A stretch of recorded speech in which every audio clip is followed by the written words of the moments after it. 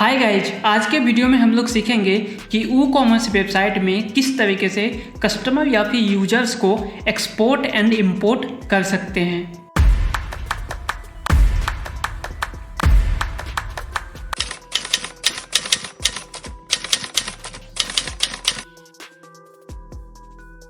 इसमें सबसे पहले हम लोग देखेंगे कि कस्टमर को एक्सपोर्ट कैसे करते हैं। इसे करने के लिए हमें एक प्लगइन इंस्टॉल करना होगा। अपने वर्डप्रेस वेबसाइट में लॉगिन होने के बाद आपको क्या करना है, प्लगइन वाले सेक्शन में आना है और ऐड न्यू प्लगइन पे क्लिक करना है। सर्च बॉक्स में आपको सर्च करना है import export WordPress users and e commerce customers. जब ये आप टेक्स्ट सर्च करोगे तो ये वाला जो प्लगइन है इसे इंस्टॉल करना है। इंस्टॉल नाउ पे क्लिक करते हैं। गाइज, प्लगइन इंस्टॉल हो चुका है। अब एक्टिवेट पे क्लिक करके इसे एक्टिवेट करते हैं। प्लगइन एक्टिवेट हो चुका है। अब यहाँ पे सबसे पहले हम लोग जनरल सेटिंग्स में चलते हैं और इसके सेटिंग्स के बारे में समझ लेते हैं। इस पे क्लिक करते हैं। अब यहाँ पे आप देख सकते हो कि सेटिंग्स के अंदर कुछ डिफ़ॉल्ट डेटा है, इसे हम लोग समझ लेते हैं। तो सबसे पहले लिखा हुआ है डिफ़ॉल्ट इंपोर्ट बैच काउंट, ठीक है। तो यहाँ पे 10 है, ठीक है। तो आप किस बैच से, आप इससे ज़्यादा कोई फ़र्क नहीं पड़ता है, ठीक है। तो आप यहाँ पे एज इट इज से छोड़ सकते हैं। इसी तरीके से डिफ़ॉल्ट एक्सपोर्ट बैच काउंट है, ये भी 30 है, इसे आप एज इट इज छोड़ सकते हैं। एडवांस वाले ऑप्शंस में आ जाते हैं, इस पर क्लिक करो। अब यहाँ पे कुछ इंपॉर्टेंट चीज़ें समझने को मिलेगा, जैसे यहाँ पे टाइम मैक्सिमम एग्जीक्यूशन टाइम यहाँ पे 3 सेकेंड है, 300 सेकेंड है, ठीक है। तो आप यहाँ पे कुछ भी अपना टाइम सेट कर सकते हो। मैक्सिमम एग्जीक्यूशन टाइम का मतलब ये होता है कि आप कितना समय देते हैं एग्जीक्यूट होने के लिए। मीन्स जब डेटा एक्सपोर्ट होगा या इंपोर्ट होगा तो कितने समय के अंदर में ये काम हो जाना चाहिए। उसके बाद जनरेट इंपोर्ट लॉग, इसे इनेबल करना है, ठीक है। या ये आई थिंक इसे डिसेबल ही करना चाहिए क्योंकि ये लॉग दे देगा। इंपोर्ट मीन्स कस्टमर को जब आप इंपोर्ट कर रहे हो, यूजर्स को इंपोर्ट कर रहे हो, तो उस यूजर्स का लॉग शो होगा। मीन्स ये यूजर किस टाइम पे लॉगिन हुआ था, पहले किस समय में लॉगिन हुआ था, जैसे आज कल, इस टाइप का डेटा शो होगा। तो आई डोंट थिंक कि इस टाइप का डेटा आपको ज़रूरत पड़ेगा किसी भी काम के लिए, है ना। तो यदि मैं सजेस्ट करूँ तो इसे मैं डिसेबल ही रखूँगा। इसके बाद आता है डिफ़ॉल्ट इंपोर्ट मेथड, यहाँ पे एडवांस मेथड है। उसके बाद प्री सेव टेम्पलेट, जो आप टेम्पलेट बनाओगे इसमें ऑप्शंस आता है टेम्पलेट सेव करने का, ठीक है, वो हम आगे देखेंगे। उसके बाद क्विक इंपोर्ट है, तो हम एडवांस इंपोर्ट के साथ ही जाएंगे, उसमें कुछ एक्स्ट्रा ऑप्शंस मिल जाता है हमें कस्टमाइज करने का, ठीक है। तो हम एडवांस इंपोर्ट ही रहने देते हैं। इसी तरीके से एक्सपोर्ट में भी है एडवांस एक्सपोर्ट, उसे एज इट इज रहने देते हैं। उसके बाद है include BOM in export file, तो इसे हम एज इट इज रहने देते हैं। ऑटो डिलीट हिस्ट्री, इसे भी इनेबल रहने देते हैं, ठीक है। और मैक्सिमम एंट्री 100 है, मतलब 100 कस्टमर को एक बार में ये एक्सपोर्ट कर सकता है या इंपोर्ट कर सकता है। इस टाइप से आप इसे बाद में भी इंक्रीज और डिक्रीज कर सकते हैं, ठीक है। ये करने के बाद अपडेट सेटिंग्स पे क्लिक कर देते हैं। ओके, सेटिंग्स अपडेट हो चुका है, ठीक है। तो गाइस, तो ये जनरल सेटिंग्स हमने कंप्लीट कर लिया है। अब हमें क्या करना है, यहाँ पे हम लोग सबसे पहले कस्टमर को एक्सपोर्ट करना चाहते हैं, तो आप देख सकते हो यहाँ पे एक्सपोर्ट बटन पे क्लिक करना है।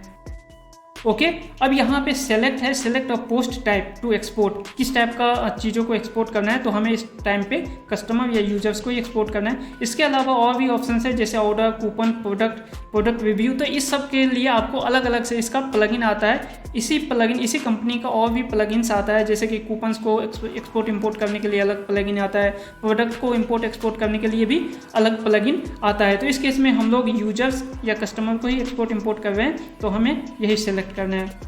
इसके बाद यहाँ पे इस लिंक पे क्लिक करना है, इस बटन पे।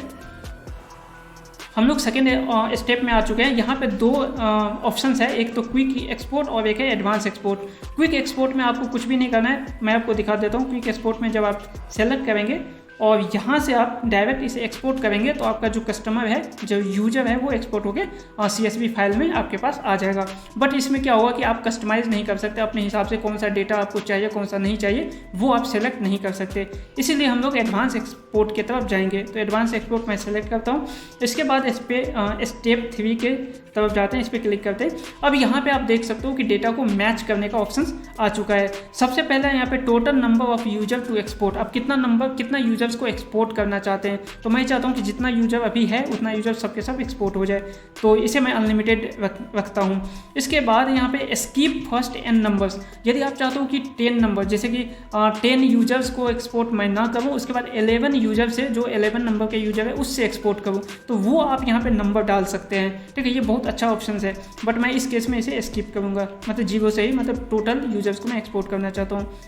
उसके बाद है यूजर ईमेल, आप चाहते हो कि किसी स्पेसिफिक टाइप के यूजर्स को ही एक्सपोर्ट करो, तो इसके लिए आपको यहाँ पे उस यूजर्स का ईमेल डालना होगा। इस केस में हमें टोटल यूजर्स चाहिए। उसके बाद यूजर्स, मतलब यूजर्स का रोल क्या है, मतलब आप चाहते हो कि सब्सक्राइबर को एक्सपोर्ट करना या कस्टमर को एक्सपोर्ट करना, तो इस केस में मैं चाहता हूँ कि कस्टमर को एक्सपोर्ट करूँ जिसने कि हमारा कोई प्रोडक्ट परचेज किया हो। ठीक है, तो मैं यहाँ पे कस्टमर को सेलेक्ट कर लेता हूँ। यहाँ पे देखो आप काफ़ी ऑप्शंस है, जैसे कि administrator, editor, author, contributor, subscriber, customer and shop manager, तो मुझे कस्टमर चाहिए। ठीक है, उसके बाद यहाँ पे रजिस्ट्रेशन डेट फ्रॉम, अब ये सबसे इंपॉर्टेंट चीज़ है। सपोज आपके पास, आप चाहते हो कि मैं 1 मंथ का ही डेटा को एक्सपोर्ट करूँ। सपोज मैं अगस्त है, तो मैं अगस्त का 1 तारीख से अभी 31 तारीख तक का जितना भी डेटा है, जितना भी यूजर्स है, उसको मैं एक्सपोर्ट करूँ। तो यहाँ से आप यहाँ से आप डेट को सेलेक्ट कर सकते हो। मीन्स डेट किस डेट से स्टार्ट हुआ और किस डेट तक आप चाहते हो। ठीक है, तो यहाँ से आप डेट को सेलेक्ट कर सकते हो, बट मैं टोटल यूजर चाहता हूँ यहाँ पे अभी।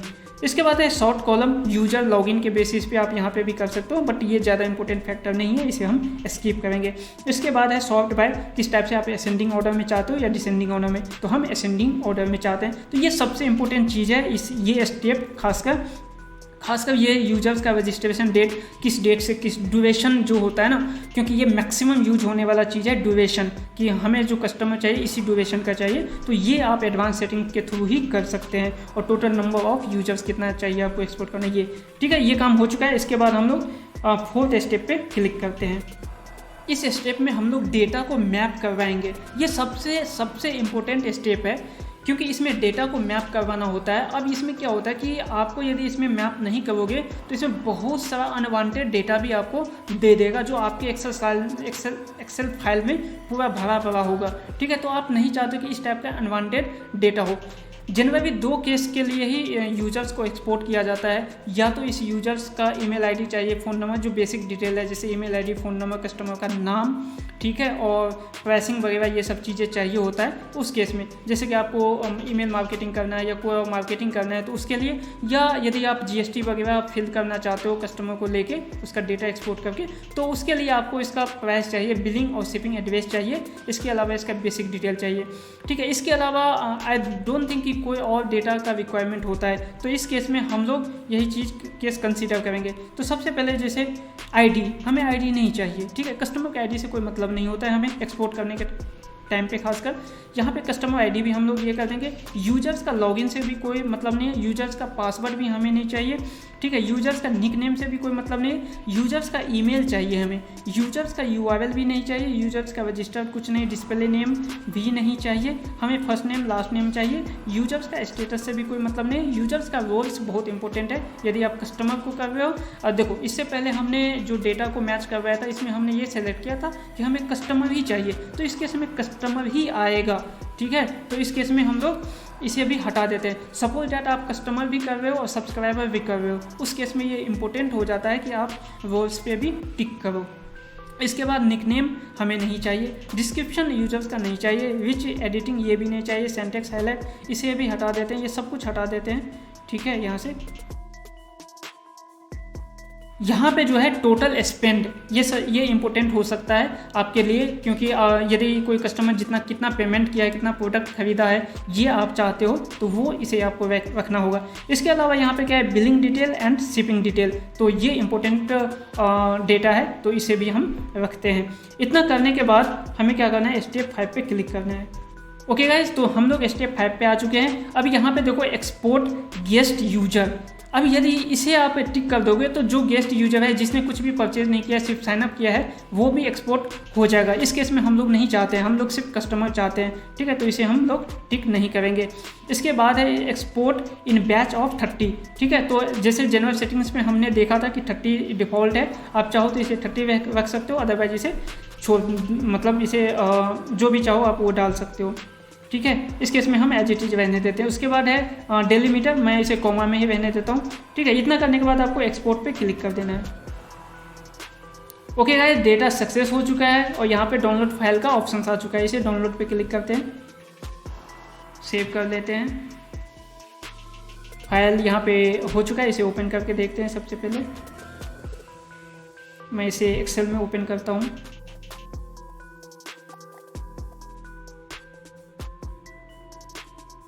देख सकते हो गाइज, यहाँ पे डेटा आ चुका है। सबसे पहले यूजर का ईमेल, ठीक है, यूजर का first name, last name, users का वर्ड्स, यहाँ पे टोटल स्पेंड कितना खर्च किया है यूजर्स, बिलिंग एड्रेस टोटल है एंड शिपिंग एड्रेस यहाँ से आप देख सकते हो, ये सब कुछ है। तो ये टोटल डेटा यहाँ पे डिस्प्ले हो चुका है। तो हमने इस डेटा को एक्सपोर्ट कर लिया है, यूजर्स को एक्सपोर्ट कर लिया है। अब हम लोग इस वीडियो के सेकंड पार्ट को देखते हैं, जिसमें हम लोग ये सीखेंगे कि यूजर को इंपोर्ट कैसे करते हैं, ठीक है। तो इसे करने के लिए हम लोग वापस से मेन्यू सेक्शन में आते हैं और यहाँ पे इस प्लगइन के इसमें, ठीक है, और यहाँ पे इंपोर्ट लिंक पे क्लिक करते हैं। उसके बाद यहाँ पे यूजर कस्टमर सेलेक्टेड है, इसे ही रहने देते हैं। उसके बाद यहाँ पे सेकंड स्टेप पे क्लिक करते हैं। फिर से हम लोग एडवांस इंपोर्ट में ही जाएंगे और यहाँ पे आपको क्या करना है, CSV फाइल को अपलोड करना है, ठीक है। यहाँ पे सैम्पल CSV फाइल दिया गया है, आप इसे क्या कर सकते हैं, मतलब इसे डाउनलोड करके और देख सकते हैं कि किस तरीके से इसमें डेटा को एक्सेल फाइल में दिया गया है। आप उसी के सैम्पल के थ्रू आप ये काम कर सकते हैं, ठीक है। मेरे पास एक सैम्पल है, मैं आपको ये दिखा देता हूँ। तो ये मेरा सैम्पल है, मैं इसे ओपन करता हूँ एक्सेल में। गाइज, इसी सैम्पल डेटा को हम लोग क्या करने वाले हैं, इंपोर्ट करने वाले हैं। यहाँ पे आप देख सकते हो यूजर लॉगिन जो है, यूजर का नेम, यहाँ पे यूजर का पासवर्ड है, इसके बाद यूजर का निक नेम वगैरह सब है। आप देख सकते हो यहाँ पे यूजर का निक नेम, यूजर का ईमेल आईडी, ठीक है, यूजर का डिस्प्ले नेम, ओके, और यूजर का फर्स्ट नेम। यहाँ पे मैंने एक डेमो नाम रखा है इम्पोर्टेड एंड इसके बाद यूजर का लास्ट नेम यूजर है और वर्ड्स में हमने कस्टमर डाला है, ठीक है। इस टाइप से चीज़ें हैं और इसका ईमेल आईडी और पासवर्ड हमने सेम रखा है। आपको मैं दिखा देता हूँ, यूजर का पासवर्ड यहाँ पे यही है जो कि यहाँ पे यूजर्स का ईमेल आईडी है, ठीक है। तो हम लोग इसे इंपोर्ट करने के बाद इसे लॉगिन करके भी देखेंगे और देखेंगे कि यूजर्स लॉगिन हो रहा है या नहीं, ठीक है। तो इसी फाइल को हम लोग इंपोर्ट करने वाले हैं। आपको इसी तरीके से फाइल बनाना होगा, ठीक है। अपने डेटा को इसमें रखना होगा और फिर इंपोर्ट करना होगा CSV फाइल में रखने के बाद। तो हम लोग यहाँ पे आ जाते हैं और ड्रैग एंड इस पर क्लिक करते हैं और मेरा फाइल डेस्कटॉप पे ही है, सैम्पल यूजर CSV। मैं इसे डबल क्लिक करके इंपोर्ट कर दिया। यहाँ पे इंपोर्ट डन हो चुका है, ठीक है। यहाँ पे थर्ड स्टेप पे क्लिक करते हैं, ओके। अब यहाँ पे क्या करना है, यहाँ पे हम लोगों को डेटा को फैच करवाना है, मिलाना है यहाँ पे, है ना। तो यहाँ पे आप देख सकते हो जैसे कि डेटा सब कुछ चेक मार्क है, मीन्स ये डेटा मैच हो चुका है ऑलरेडी, ये ऑटोमेटिक मैच हो चुका है, ठीक है। यहाँ पे आप सब कुछ देख सकते हो, यूजर का लॉगिन पास, यहाँ पे ईमेल आईडी, ये सब चीज़ें, और यहाँ पे बिलिंग एड्रेस और शिपिंग एड्रेस, ये सब कुछ मैच हो चुका है। तो हमने क्या करना है, यहाँ पे फोर्थ स्टेप पे क्लिक करना है। इसके बाद यहाँ पे है इफ़ यूजर एग्जिस्ट देन क्या करना है, स्किप करना है, ठीक है। आप चाहो तो उस यूजर को अपडेट भी कर सकते हो। यदि आपके वेबसाइट में ये यूजर ऑलरेडी है तो उस केस में आप क्या करना चाहते हो, स्किप या अपडेट। तो मैं इस केस में स्किप ही करना चाहता हूँ। उसके बाद है रिटेन यूजर पासवर्ड। आप चाहो इस केस में यदि आप येस करोगे तो क्या होगा, जो पासवर्ड हमने अभी दिया है, अभी CSV फाइल में आपने देखा था जो पासवर्ड, उस पासवर्ड को वो क्या करेगा, अपने तरफ से पासवर्ड बना के इसे हैश इनकरप्ट कर देगा, इनकरप्ट करके डाल देगा। तो फिर क्या होगा कि जो पासवर्ड हमने दिया था उस पासवर्ड से हम लोग लॉगिन नहीं कर सकते हैं। तो इस केस में हमें क्या करना होगा, नो पे क्लिक करते हैं, और क्योंकि हम चाहते हैं कि जो पासवर्ड हमने डाला है वही पासवर्ड रहे, उसी से हम लॉगिन करें। इसके बाद है इम्पोर्ट इन बैच ऑफ 10, इसे एज इट इज रहने देते हैं और यहाँ पे इम्पोर्ट पे क्लिक करते हैं। इंपोर्ट कंप्लीटेड, ओके गाइज, यहाँ पे इंपोर्ट हो चुका है। यही यूजर से आप देख सकते हो, यहाँ पे एटम यूजर्स का नाम, इंपोर्टेड यूजर्स, यही यूजर्स का नेम है। अब यहाँ पे आप देख सकते हो व्यू यूजर, इस पर क्लिक करते हैं और यहाँ पे आप देख सकते हो इंपोर्टेड यूजर्स के नेम से एक यूजर्स आ चुका है। अब हम लोग क्या करते हैं, दूसरा एक ब्राउज़र ओपन कर लेते हैं।